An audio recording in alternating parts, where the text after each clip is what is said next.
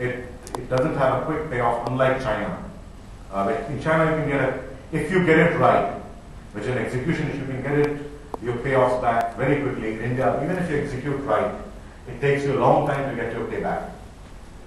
And size requires a huge amount of, you'll not get the right talent unless you have a significant presence. Size of the company, like Italy, is a factor. So most successful companies have looked beyond India. This is the question here about what does it take. I forget which question it was.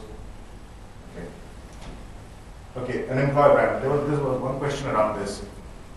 What companies have usually done is that they've shared the vision and what they're doing.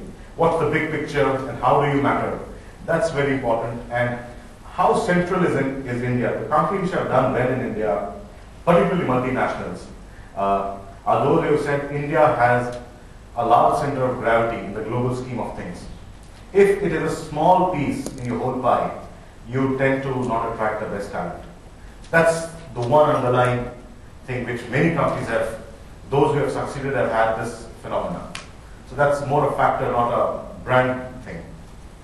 And of course, it's a sense of engagement. And Indians tend to be far more emotional. The emotional factor in India is much more important than most cultures.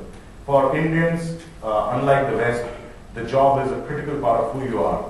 It's not just a means of livelihood. It's almost something that defines you. So the engagement is very important.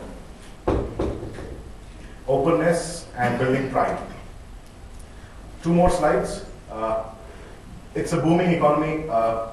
One of the things is the very shortage of talent. Some of the talent which is really short is leadership talent, which is business leaders, CEOs, GMs, call them whatever. Head of finance, head of HR, head of technology.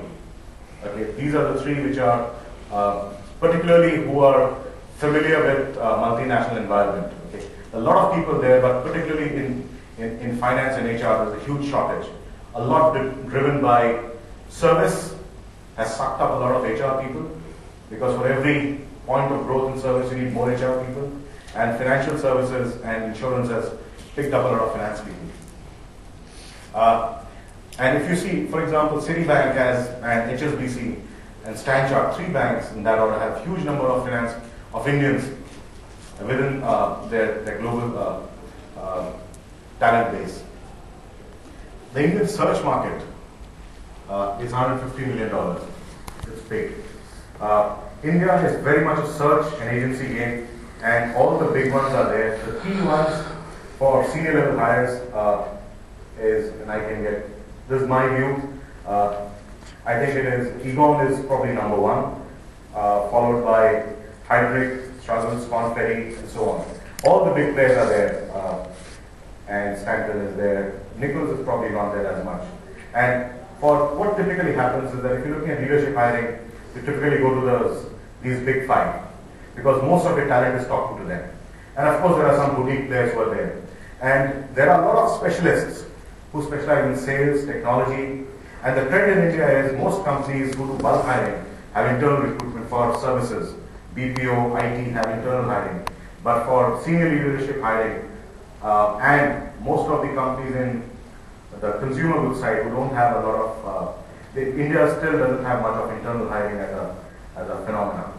Job boards, the number 1 is Naukri. It's an Indian company, and the Monster is a close second.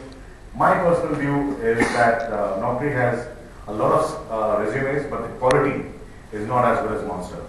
And Naukri is very good for call centers and the entry-level sales jobs and entry engineer jobs. Monster is a little better for 3 to 5 years plus and going on. You will not find Indian, if you're looking for senior people in India, you will not find them on job boards. No one goes on job boards.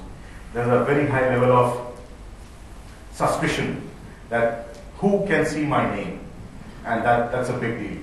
So if you're looking for senior hires, it's all through agencies. Okay, compensation is the number 1 reason for you to get the people